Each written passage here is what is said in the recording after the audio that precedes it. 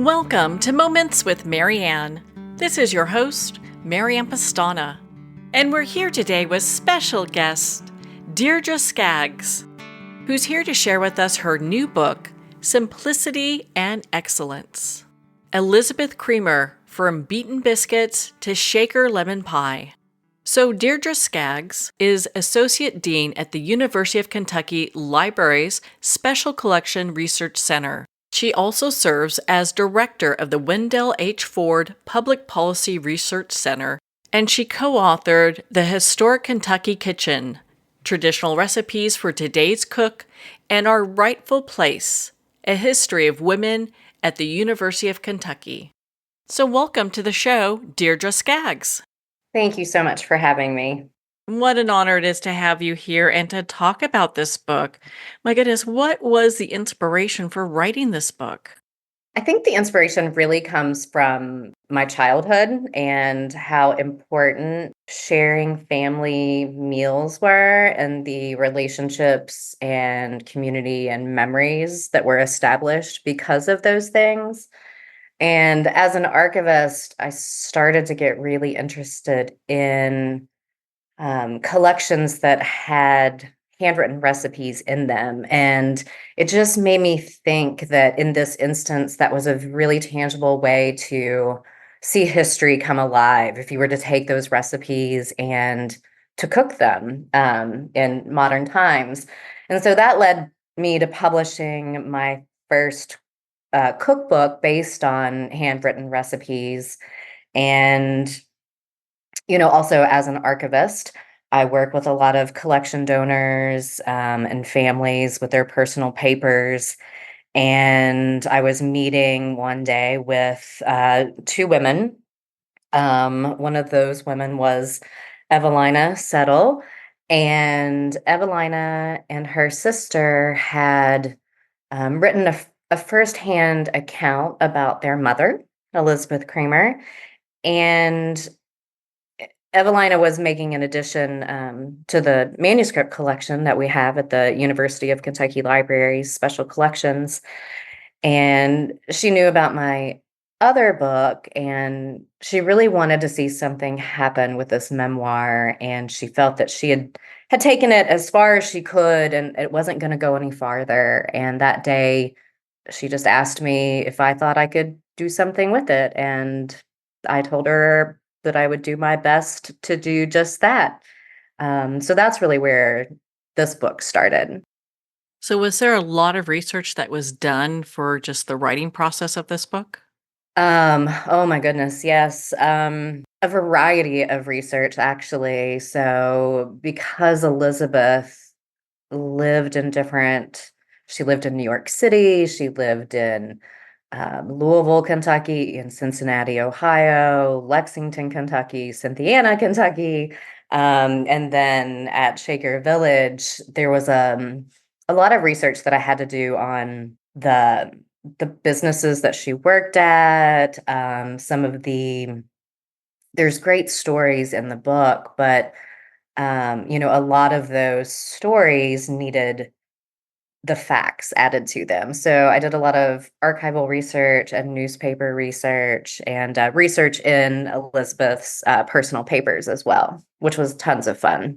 I can imagine just the wealth of information that this book has between pictures and recipes. It must have been just fun diving into all that. It really was. It was easy to just get lost in different, going down different rabbit holes and learning more about whether it was Prohibition in New York City or the 1937 flood in the Louisville and Cincinnati area. And, if I was trying to find the name of a market, then I would just get completely distracted trying to learn more about that particular market or a bakery. It was a lot of fun. It's so nice to see handwritten recipes because that's almost kind of like a thing of the past, being able to really kind of dive into that. Did you try some of the recipes yourself to say, hey, okay, this is really, this is making exactly what it's supposed to? For this particular one, I made ones that I was just interested in eating.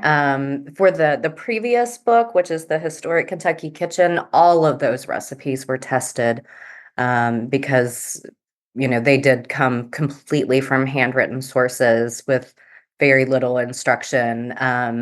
I did do some tests if I had to fill in some of the recipes that are in Simplicity and Excellence, but Elizabeth was an amazing cook, of course, so I really trusted in her process and her descriptions. Well, I can understand there's so many here I've been checking out myself. So, what's one of the favorite ones that you've made so far? It's not really it's something that I've made a number of times, but I'm just a sucker for pies, and so any of the pies, but I love the chess pie, of course, and the shaker lemon pie. I don't think you can ever go wrong with shaker lemon pie. Oh, and the oatmeal pie. So again, any of the pies, I'm gonna always be wanting.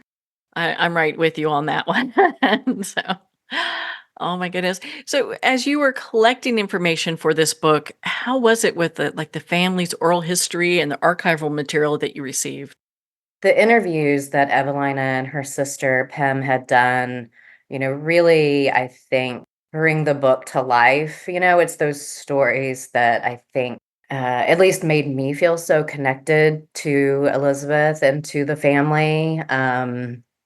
It was amazing to be able to have them, to be able to ask questions like, did I make the right inference here? Is this correct? And so I was really fortunate to be able to do that.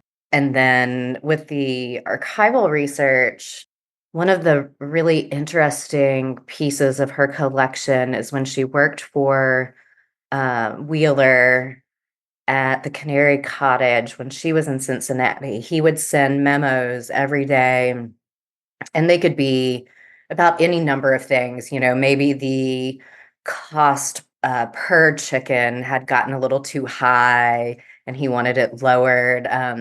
He was super particular, but it was just a fascinating look at the restaurant industry at the time, the type of foods that were being served in restaurants at the time, and how he and Elizabeth worked so hard to be successful, to have an amazing restaurant, but one that operated efficiently and in a cost-effective manner without sacrificing um, quality for its customers. And so that documentation, I think, is just fascinating.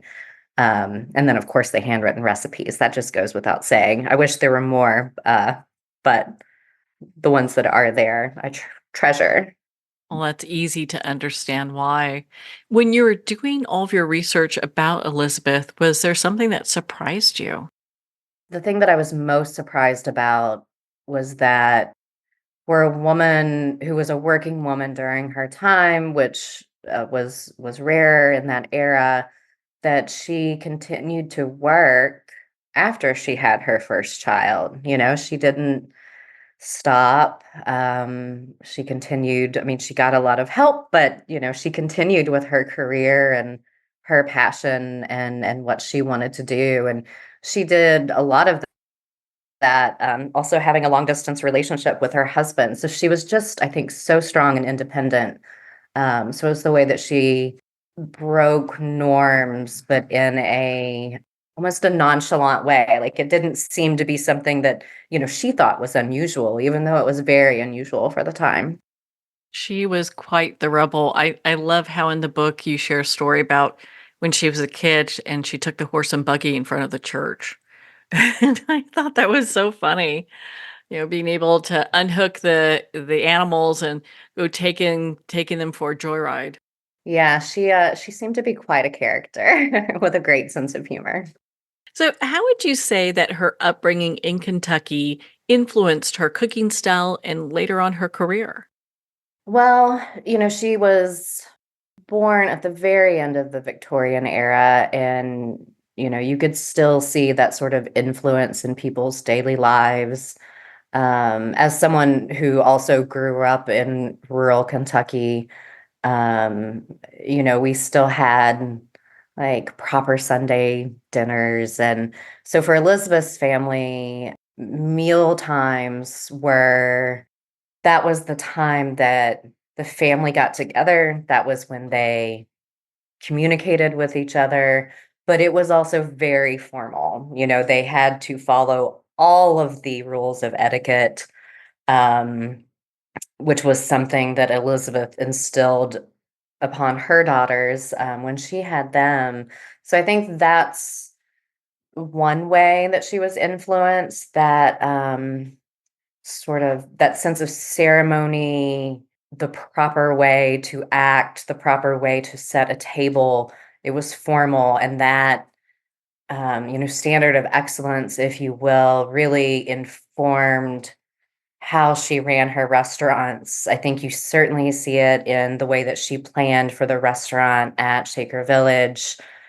She had lots of um, unwavering ideas about silverware and milk containers and sugar packets. Those didn't have a place on her table. So I think that was a huge part of it. But I also think, one of the great things about growing up in a small town is that sense of community. I think that she extended that sense of community to the people that worked for her. She cared about them. They were a family in their own sense. And I think that certainly that was instilled in her from her upbringing. Well, on that note, we're going to pause here for a quick break. We've been speaking with Deirdre Scaggs in regards to her new book, Simplicity and Excellence. You've been listening to Moments with Marianne. We'll be right back after these messages from our sponsors.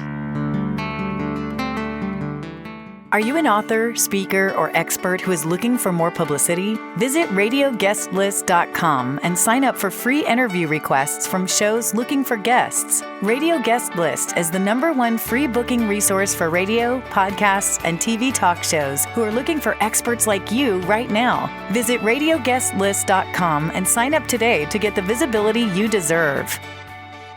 There comes a moment when you realize you're somewhere special. When you discover that each beautiful creature that you see has been rescued from a life of absolute horror and brought to this incredibly free place. Here's where their lives were forever changed and where yours will as well. Discover over 500 tigers, bears, and lions at the brand new visitor center at the Wild Animal Sanctuary just outside Denver. For more information, visit wildanimalsanctuary.org. Discover true freedom at the Wild Animal Sanctuary. It's one thing to become attached to your perfect home, but what do you do when that home becomes attached to you?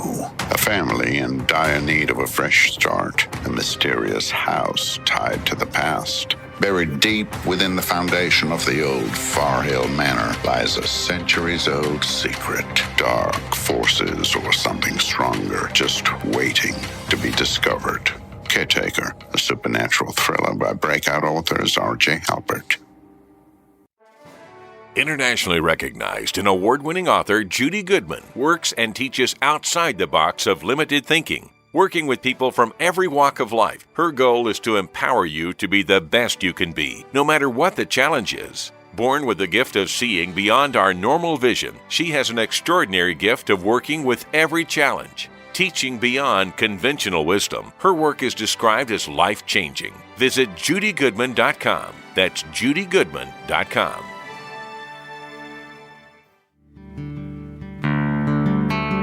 I'd like to thank Jason Eastwood at Guitarfulness for sharing his inspiring music and talent with us.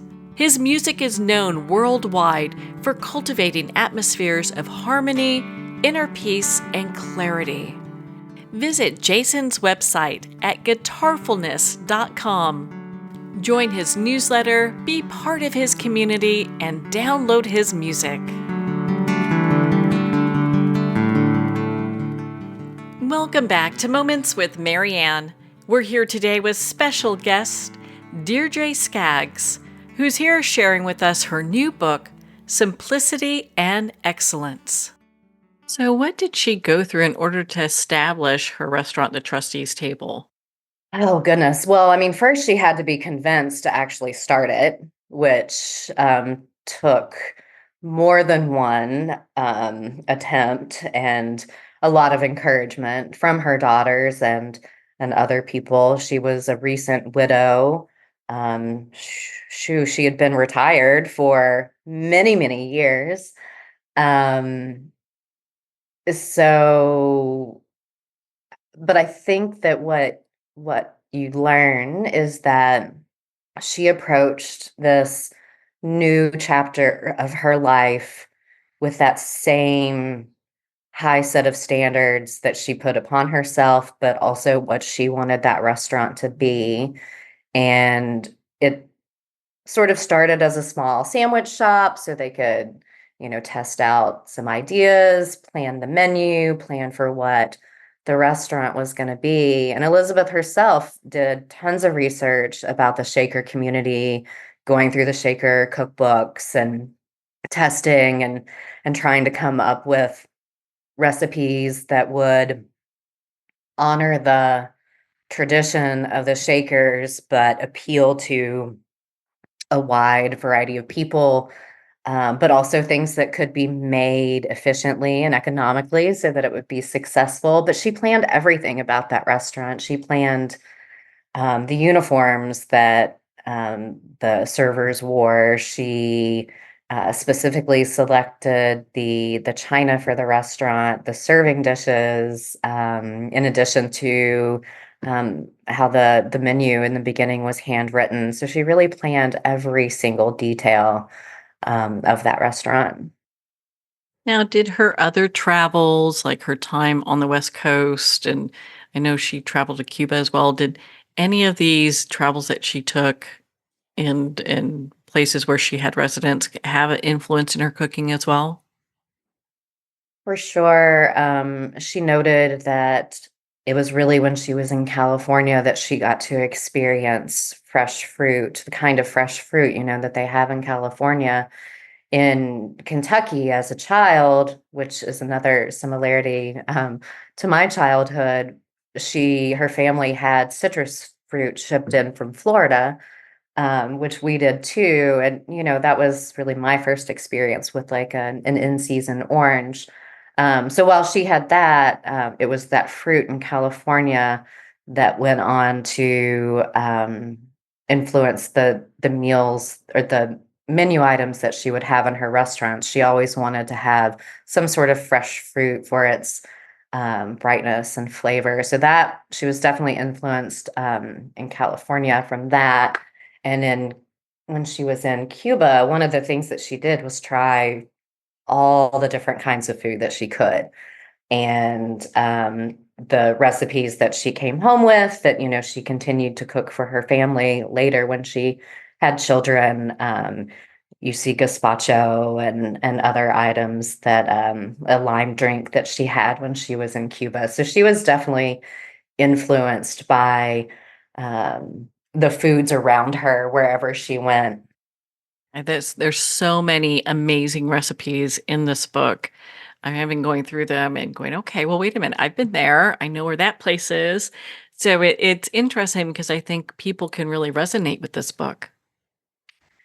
That's what I love about food and food history because I do think it does connect so many different people and our memories and feelings about food. So I'm glad that you think that as well. Well, and to kind of dovetail with that, how do you think this Elizabeth story really resonates with like contemporary readers, particularly women in the culinary industry? Yeah, it was so great to be able to have Weta Michael and Sarah Bradley contribute to this book. I've known Weta for a number of years, but I didn't know Sarah Bradley, but I really wanted all of the contributors to this book to be women. And, in the conversations that I had with both Sarah and Weta, and I think you see it in their forward and afterward, that it absolutely resonates with them, as women chefs and restaurateurs. I feel like they still have seen a lot of the same things that she did. And, she was sort of a trailblazer for her time. Is the Trustees Table restaurant still around? It is still around. They, of course, have changed many of the menu items, but every restaurant has to, of course. But they certainly still have many of the longtime favorites on their menu. They still do many of the things that she did, making fresh pickles. They still raise a garden, and they use that garden when they do pickle their vegetables and for their menu creations. And that's something that Elizabeth established at that restaurant, was the garden. And that was also something, even if she couldn't have a big garden, she always had parsley growing or mint growing. And then during World War II, of course, she had a Victory Garden. But back to your original question about the restaurant. Yes, it's still there. And it's still a fantastic place to go. And I think I'm really looking forward to people who go to the restaurant now, that they'll really have the opportunity to learn about the woman who started it. And, I think that a great restaurant can certainly turn a place around. And I think it absolutely contributed to the success of making Shaker Village a tourist industry, and the one that it is today. Well, and such a rich history that goes with it. With this book, I think is a nice pairing, to be able to have this book, read it, and then go to the Trustees Table restaurant and be there. I think that's such a great way for people to experience history firsthand. Yeah, me too. Thank you. My goodness. I mean, we could talk for hours. I just love this book. Where can our listeners connect with you and be part of your community and learn more about your writings and your work? The University Press of Kentucky has more information about simplicity and excellence. My other book, The Historic Kentucky Kitchen, they are both available at large bookstores, Amazon, of course. Simplicity and Excellence will be available at the gift shop at Shaker Village. So I would also encourage anyone to take the time to go visit Shaker Village. You can spend the night there, have a wonderful meal. It's beautiful, and really, be able to taste and experience that history firsthand. Well, thank you so much for taking the time to be on the show with us here today. Thank you. It's been wonderful. My pleasure. Well, thank you, Deirdre. It's been such an honor to spend this time with you and to talk about your new book, Simplicity and Excellence. Well, we're at the end of our time today. I'd like to thank everyone for tuning in. You've been listening to Moments with Marianne, where we make every moment count.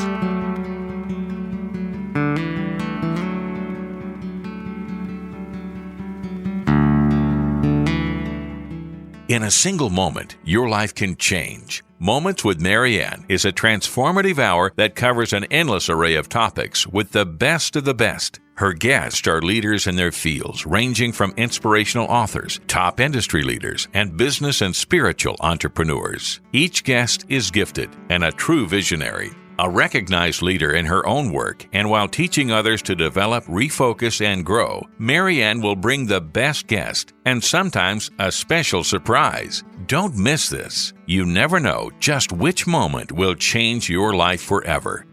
Make sure to tune in and visit momentswithmarianne.com for more information.